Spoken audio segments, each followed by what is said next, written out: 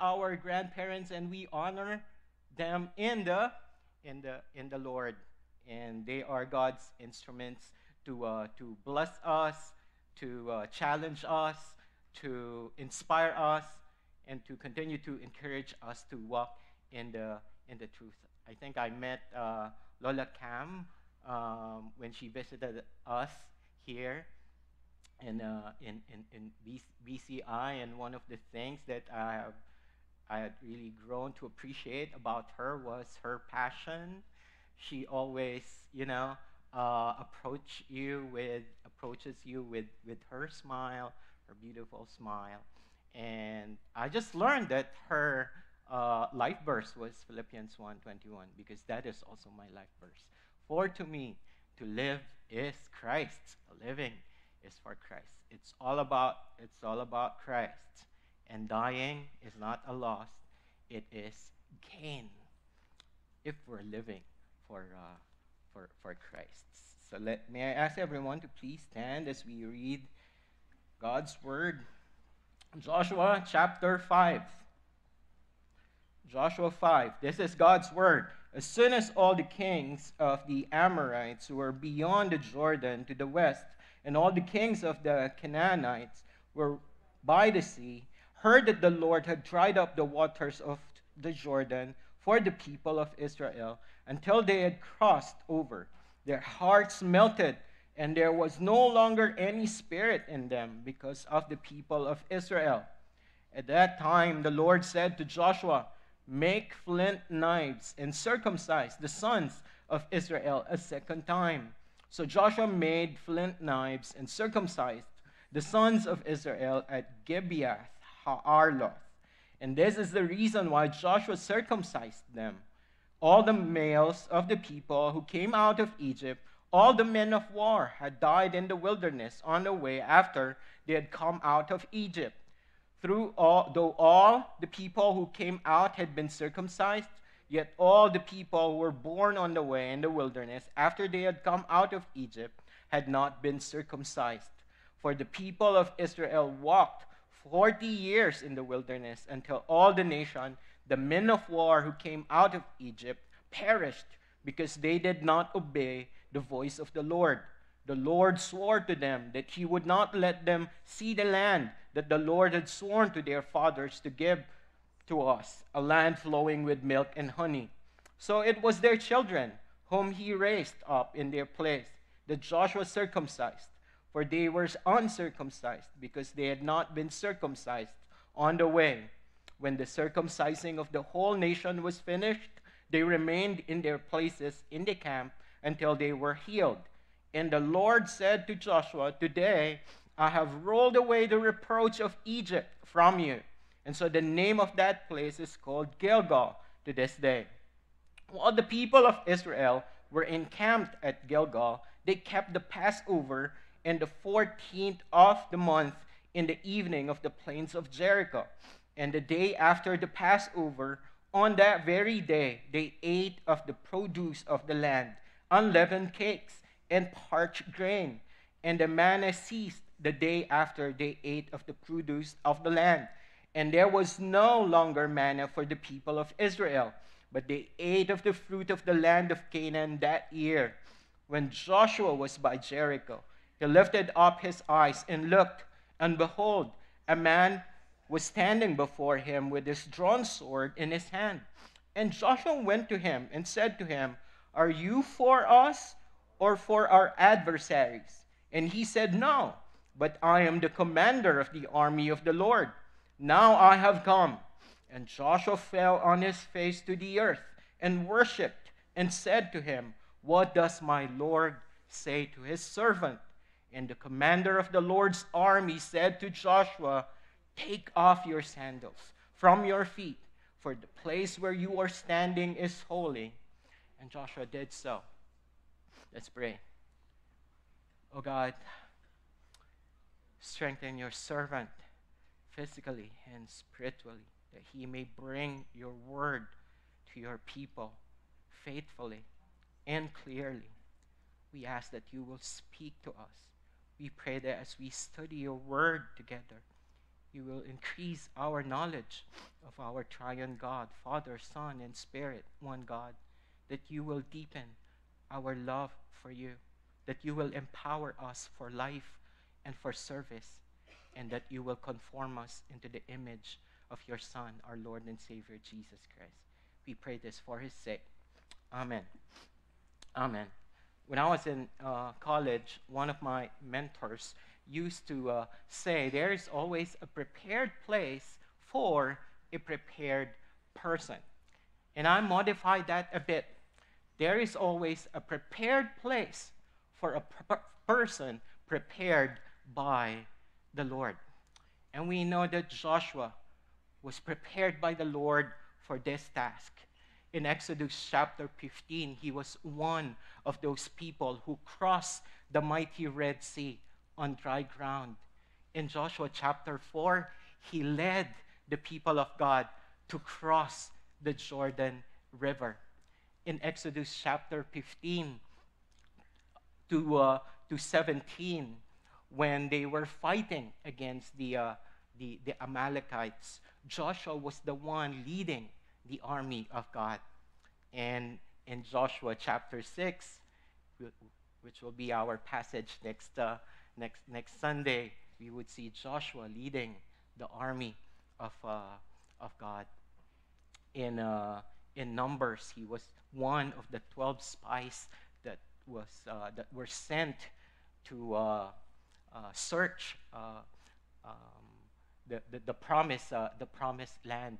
10 of the 12 said, we went there, we saw all the people, and we can't conquer the land. But Joshua and Caleb said, no, the land has been given to us by the Lord. So Joshua was prepared for this task. Now, in our passage today, the people of God have already crossed the Jordan River. Well, the instinct was to attack immediately because they were already on the plains of Jericho. But God did something, and humanly speaking, what they did here were foolish. Like, who would circumcise the men in preparation for the battle? Who would have a feast before the battle? But God wanted his people to prioritize what is important for him. They need to be marked before they march out against Jericho. They need to bow before his holiness before they conquer the land. You know, there are moments when everything seems poised for action. The door is open, the opportunity has arrived, and we are all ready to, and we're all ready to move. Well, I feel like God is speaking to me. And most of you know, if not all, I got installed weeks ago. And every time that I would come to the church in celebration of the Lord's Day, I have this great anticipation that the Lord will continue to speak to me, speak to my family, and speak to our church family through his words. And I hope that you feel the same thing, that we are preparing to enter a new phase in the life of our church. How are we preparing? How am I preparing for that? So instead of accelerating, you know, sometimes God would slow us down. He pauses the momentum, not to frustrate us, but to form us. Yes, physical preparation, intellectual preparation is very important. But I hope that one of the things that you would glean and learn from our passage today is that God gives premium to spiritual preparation. It's about us aligning ourselves with God's will and not God aligning himself with our plan, with our purpose.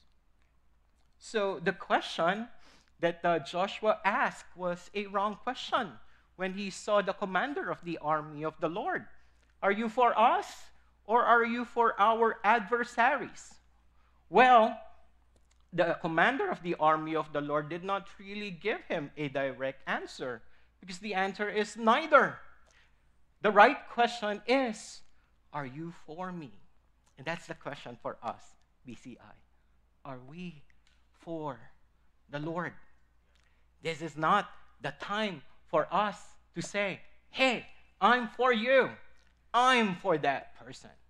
The question is, are we for the Lord?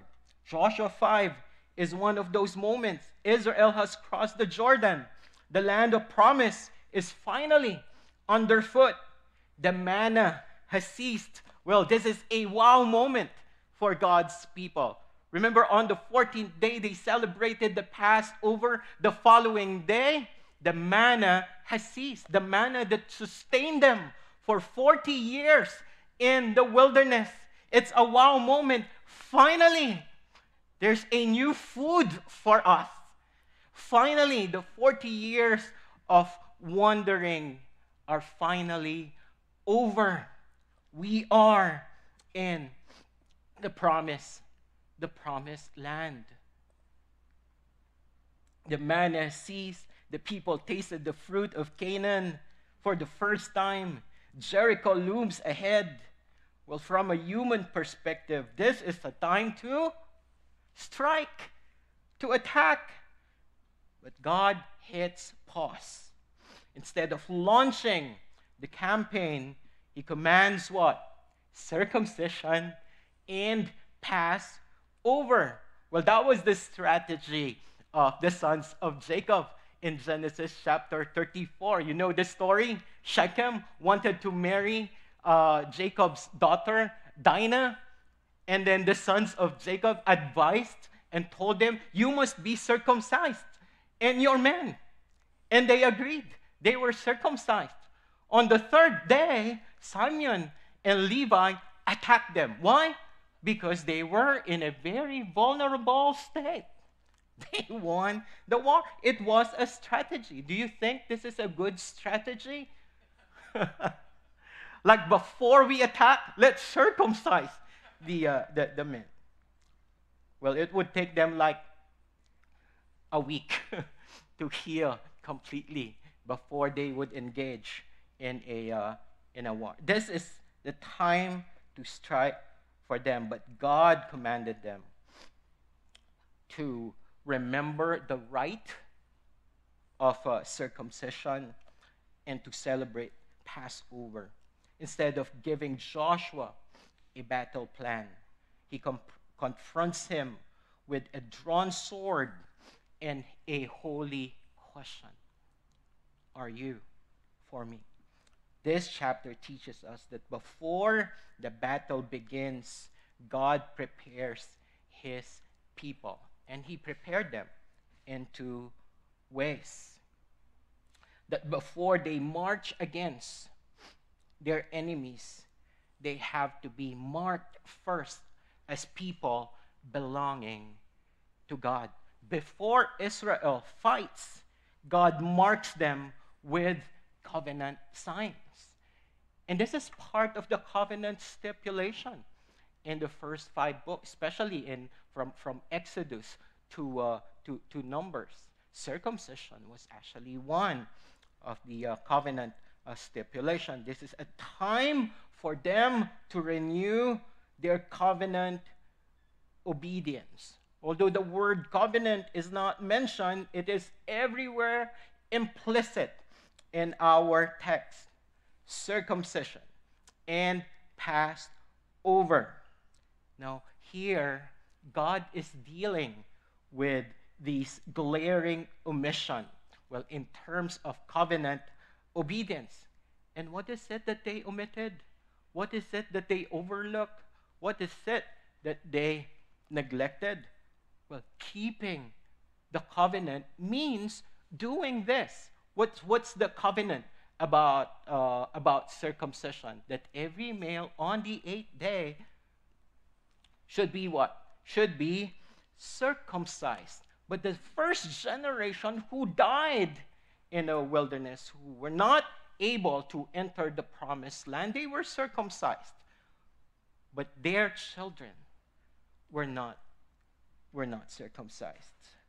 So Joshua 5, 1 to 12, these are essential preparations for the conquest, which is further underlined by the contrast between these two generations.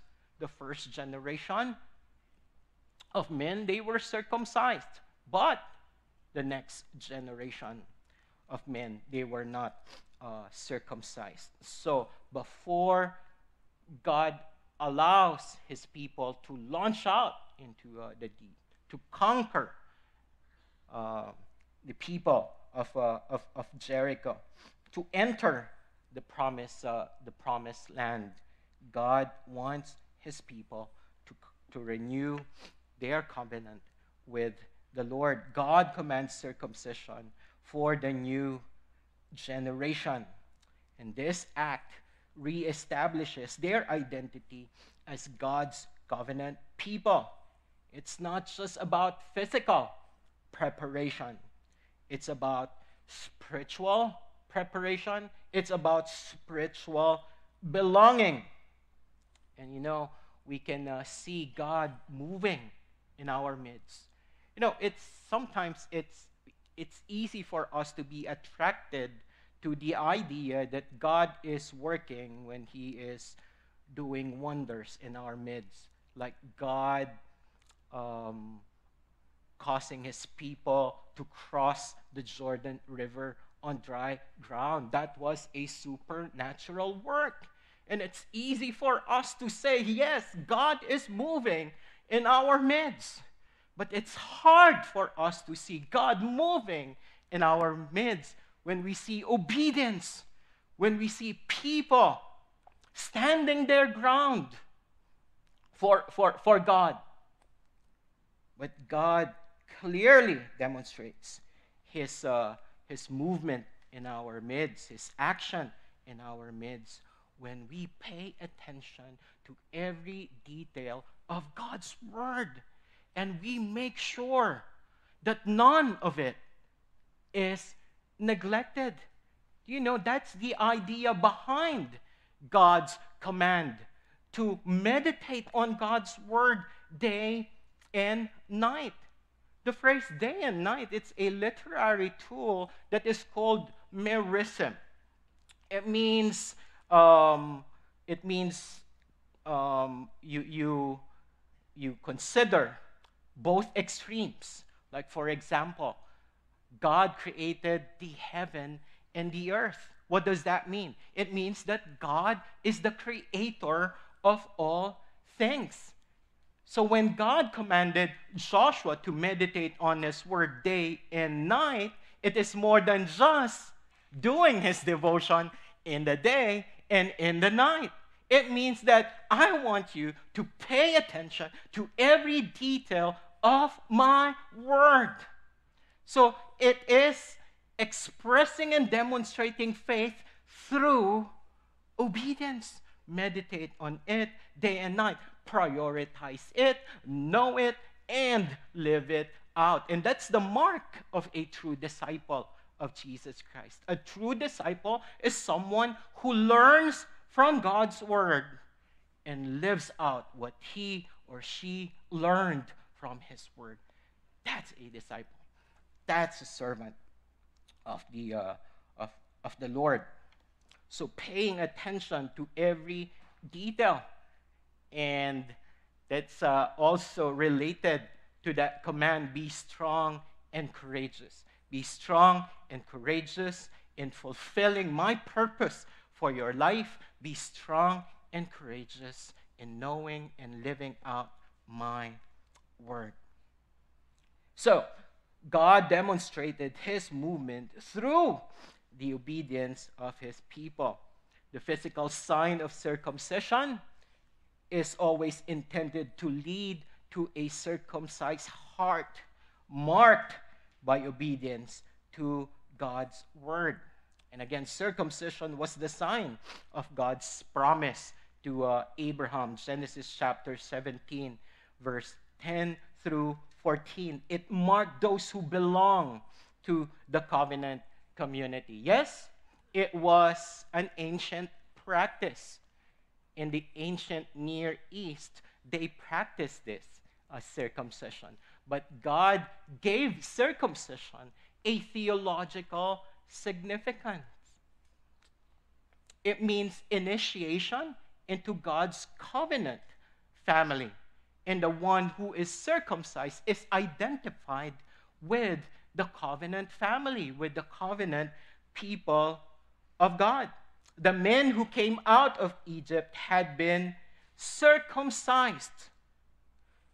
You know what? Moses, great as he is, these men, great as they were, they neglected to do the same for their sons.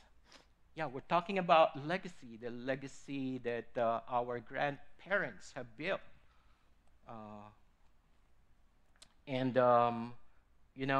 This legacy would only be passed on to the next generation if we would not overlook, if we will not ignore, if we will not neglect our responsibility to them.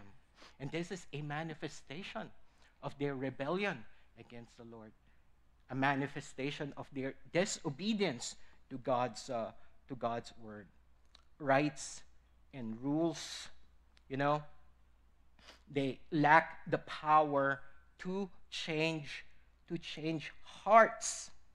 Well, they carry the sign and seal and do the kinds of things that Christians are expected to do and yet remain in spiritual darkness. It would only take them days to enter the promised land. But because of their rebellion and their disobedience, they wandered in the wilderness for 40 years. For 40 years. Now, let's apply this. And Pastor Moyiwa clearly explained this last time. It was a powerful message. Parents, we have a responsibility. We have a duty to see that our children receive the sign and the seal of the covenant. Now, if you have a child who has been attending BCI for many years now and has not yet been baptized, please encourage him. Please encourage her to be baptized. You can ask your kid, your child, or your young adult, your youth, to talk to Pastor Muyiwa, talk to me, talk to Bishop Jerry, to explain to them this ordinance, the sacrament of baptism. We have the responsibility for them not to neglect, to tell them not to neglect these ordinance or sacrament, for them to receive this sign and seal. A child should never be left on his or her own to try to follow Christ. We have the responsibility to lead them. We have the responsibility to guide them. We are not outsourcing even this responsibility. Yes, we acknowledge that, and we are encouraged when that's a sign as well that you look up to us, when you entrust to us your kid, your youth, your young adults. But that doesn't mean that we neglect as parents our responsibility. You can start somewhere. Like, we know that we're all busy. Like, before you sleep, you read the scripture together. You don't have to be a graduate of a seminary. If you need help with that, we can help you. Start somewhere. Pray together. Gather them for prayer. Gather your family for reading God's word. Sometimes we think that we have to explain it. But we are commanded to read because we believe that there is power in God's word. And sometimes by just reading, you are already convicted of whatever the scripture is teaching or proclaiming. Parents must take the lead to encourage their sons and daughters toward spiritual maturity. The wilderness generation had failed in their spiritual duties to their children. And this sober realization should send us all to the foot of the cross to seek God's grace so that we might not fail in doing our responsibility. And so now God is restoring it. They neglected it for years. So before you attack, before you conquer, God is restoring this covenant. Richard D. Philip writes, before Israel could conquer Canaan, they had to be conquered by grace. The cutting away of the flesh was a sign that victory would not come by human strength, but by divine promise. You see, as we obey every detail of God's word, we know that as a church, we are guided by God's word. Not by the charisma of the pastor, not by the ability of the pastor, not by the strength of the pastor, but by the word of God. God's word. The significant outcome of this event was not just that it applied the sign of the covenant to those who had been denied of it, but it also prepared them to enter the battle ceremonially clean. So circumcision on the plains of Jericho served to roll away the reproach of Egypt. Now the question for us is, what is the reproach of Egypt? That's why the place is called Gilgal. There's a play of word here, like to roll away, and Gilgal means to roll away the reproach of Egypt. Again, Genesis chapter 34.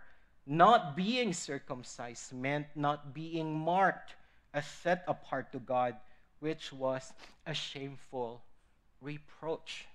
So you see, for 40 years in the wilderness, the children of the first generation, these men who were circumcised, it was a shameful reproach for them. Why? Because they did not receive the sign and the seal of the covenant, which was circumcision, initiation, and identification. So the state was something that is very shameful. Not receiving the right means you're no different. You're no different than a Gentile. So that's what it signifies. Circumcision, that you are identified as someone belonging to God, that you are distinct from the people around you, especially from the pagans and the Gentiles. So submitting to circumcision means you no longer bore the disgrace of Egypt. That's the reproach of Egypt. The reproach also means the scorn and taunts heaped upon God's people by the Egyptians. Like, God, your God, brought you out of Egypt, but he can take you into Canaan. So the reproach of Egypt is a broad expression that includes everything involved in the shame and disgrace of having been slaves in the land, being taunted by the Egyptians. So this is what God rolled away. They were carrying these reproach when they wandered in the wilderness, and this is something that God didn't want them to bring in the promised land. And we know the continuity and discontinuity, like the Apostle Paul talking about circumcision and how it sees and how it points forward to the ordinance of baptism, and how baptism communicates to us the message that the gospel rolls away guilt and shame. That as a believer, you can overcome the disgrace of sin by refusing to be identified. That this would not be your defining feature, your defining characteristic, your past that was lived in sin and shame and guilt, being outside of Christ. Your past is no longer your defining characteristic. And that's what baptism, signifies, that the person is now dead to sin and made alive in Jesus Christ.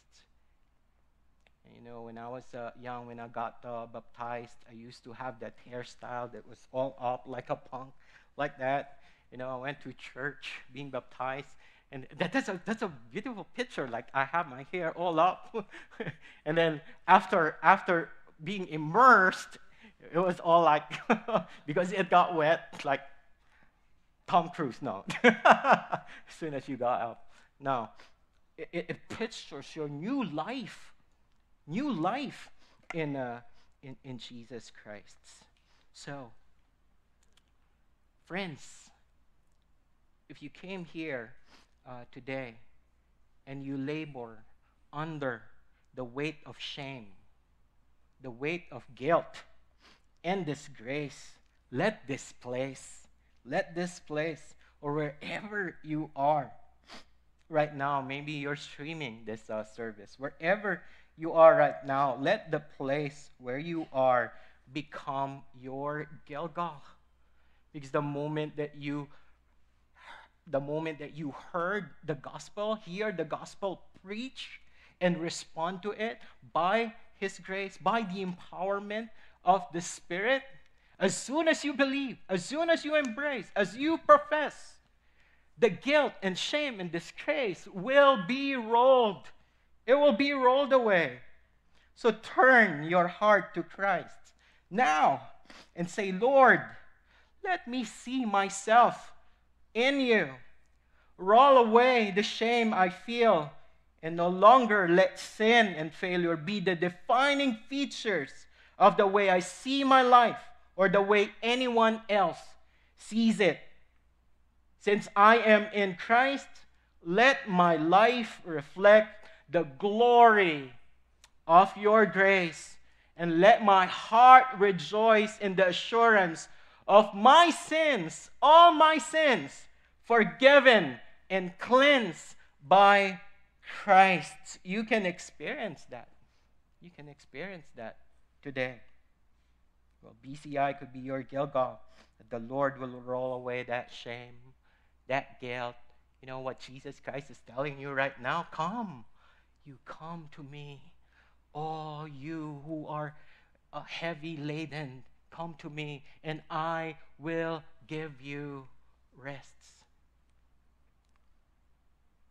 This could be your Gilgal right now. This could be an experience of rest for you right now. Let the shame, guilt, and disgrace be rolled away. So in the new order, the covenant sign moves from circumcision to baptism. Baptism is the outward sign of initiation into the body of Christ. When you get baptized, you're telling your fellow believers, I am crucified with Christ, and I no longer lived. The life I live in the body, I live by faith in the Son of God who loved me and gave Himself for me. You're saying, I am no longer putting confidence in my flesh. My confidence is in Christ. After they did this, what did they do? They remember the Passover, and they celebrated the Passover together after circumcision. Israel celebrated the Passover. Now, the order here is important because first Sunday is our yes, it's a Lord's Day, but it's also the time that we celebrate and we come together for the Lord's table. And I believe that not only the timing is important, but the order is important as well. That before you can celebrate the Passover, you need to be initiated first into the covenant family of God, and you need to be identified with God's people. And that's the only time that you can celebrate the Passover. And the same thing for us. If you have not yet been initiated into the body of Christ, if you have not been identified with the people of God, meaning that you have not yet confessed and professed Him as your Lord and Savior, walking in obedience, then by all means, do not partake of the elements, because there's a warning in the scripture in 1 Corinthians chapter 11.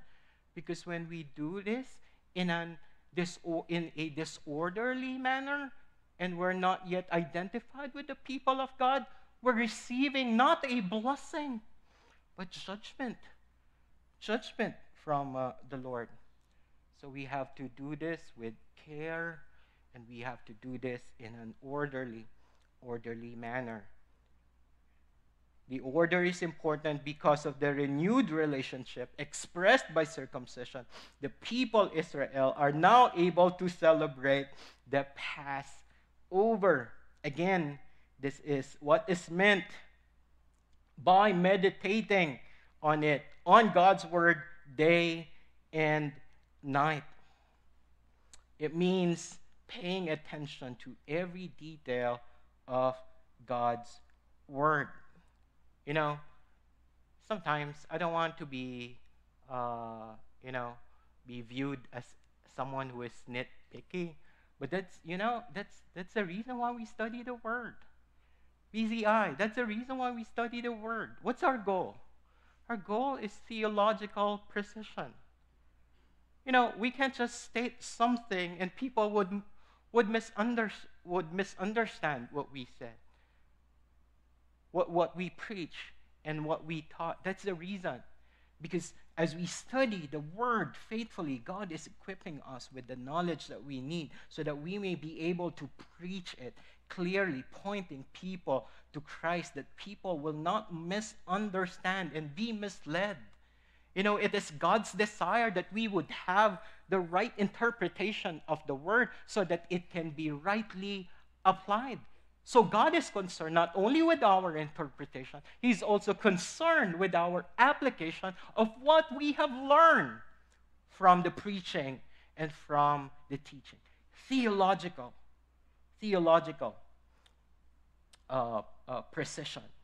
We need to be precise. We don't focus that it doesn't mean that we only focus and criticize insignificant or trivial,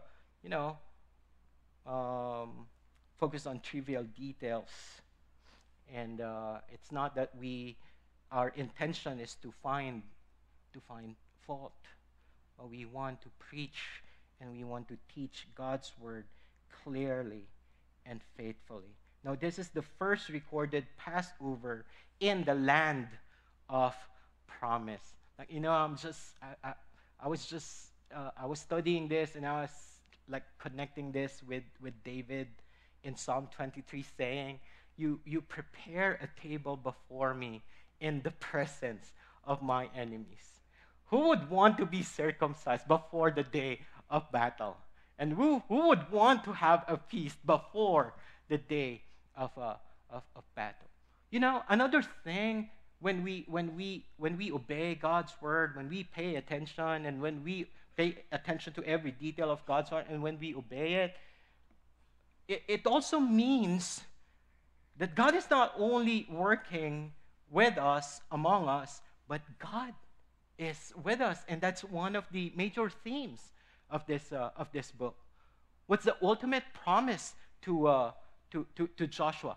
I will be with you, just as I was with Moses, so I will be with you. I like how Pastor Muyiwa mentioned this last time. The Ark of the Covenant before them, like declaring and proclaiming, I'm with you. We are going to cross the Jordan River together. Now you're stepping on the promised land. I am with you. Later, Joshua is still having this, when he was having this reflection, he looked up, this is an impregnable fortress. How can we breach these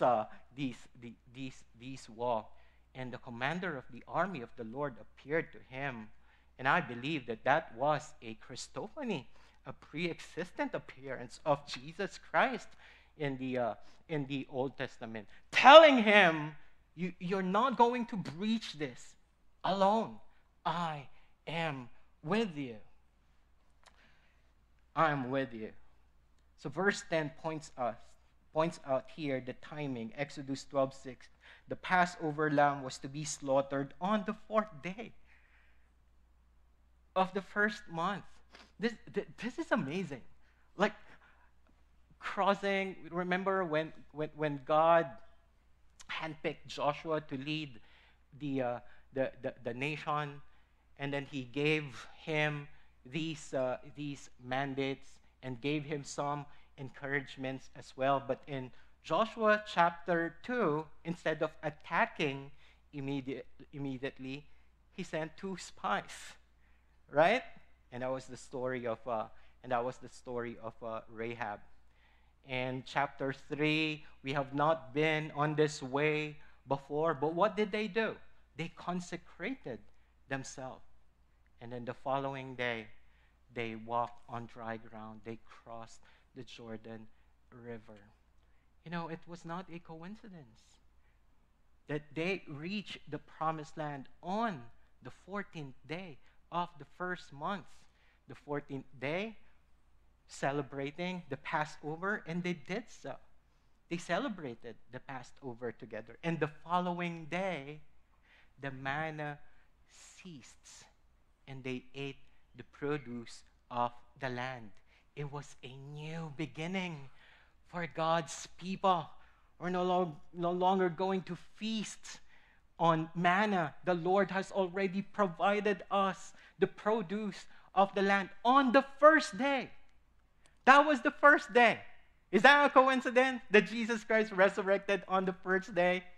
Is that a coincidence that on the first day of the week we are celebrating the Lord's Day?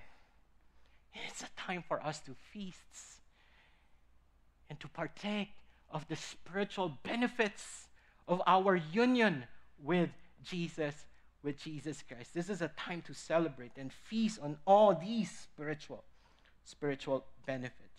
Now, by sitting on the plains of Jericho, having just crossed the Jordan River on dry ground, the Passover reminded the people that the same God who brought them out of Egypt would certainly bring them into the full possession of Canaan. And the Lord's Supper should work the same way for Christians. As we use the elements to remind us of Jesus' death, life and death, we should cling to the promise that he who died and rose again for our salvation will bring us safely to heaven, to the new heaven and the new earth. God's provision of manna proved God's power to sustain their lives. And God's provision of the ultimate manna, the bread of life, Jesus Christ, is a proof that the Lord will sustain his people. Do not be afraid, dear BCI family.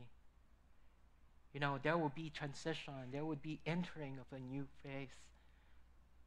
But this is our confidence that the God who sustained us in the past is also the same God who will sustain us today. And he will sustain us until Jesus Christ comes again. He's the same God. He's the same God. Yesterday, today, and forever. He's an immutable, unchanging, unchangeable God. Number 2, he He prepared them to be marked first before they march. And he prepared them, specifically Joshua, to bow first, to bow before His holiness first before they go into battle. And we see a lot of parallels between Joshua and Moses. And this could be Joshua's burning bush experience, meeting our covenant Lord. And that's what really should encourage us and inspire us. Even as we continue to live our lives, experience, a lot of changes in our lives and changes in our church, that wherever the Lord would lead us, the Lord will be with us. And it's a good thing that our covenant Lord was with Joshua during this time that he was having these reflection. He was reminded of the Lord's presence. So after fulfilling circumcision and Passover, Joshua still has this overwhelming sense of the huge responsibility he's facing. And undoubtedly, he could look back with great thanksgiving to the river crossing and be encouraged by the Passover and heartened by the news the spies brought back from inside Jericho. But still, Jericho stands before him unconquered. And maybe Joshua was asking the question, how on earth this city and its walls were going to be breached? And Joshua was cast down. God was bringing Joshua, into territory that he had not been in before, to face things he had no experience of. And then as he lifts his eyes in his contemplation, this strange and enigmatic figure, this impressive figure, ready for military action. A person would not walk around with a drawn sword and the person is not ready for action. A person would not walk around with a bow bent and he's not ready to shoot. He's armed with a drawn sword, and he appeared before Joshua and he asked, "Are you for us or for our adversaries?" And his very asking of that question shows that he's not yet an expert of how God goes about his work, and he's concerned about the answer. He asked, "Are you a friend or a foe?" And the answer is unexpected. Neither. I have now come as the commander of the army of the Lord. I think the question that we should be asking as a church together is, are we for this person? Are we for that person? The question that we should be asking, are we? Are we for the Lord? It's not how I would make God fit into my own plan. It's how my plan would fit into God's plan. It's not how PCI's plan and God would fit in that plan.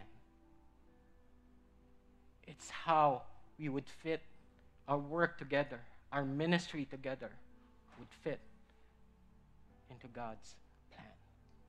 As we continue to march, as we continue to serve, as we continue to move forward, I hope that with confidence we can all say, we are for the Lord. We're marching for Jesus Christ, for His glory and honor. Bless your word in our hearts. In Jesus' name, amen.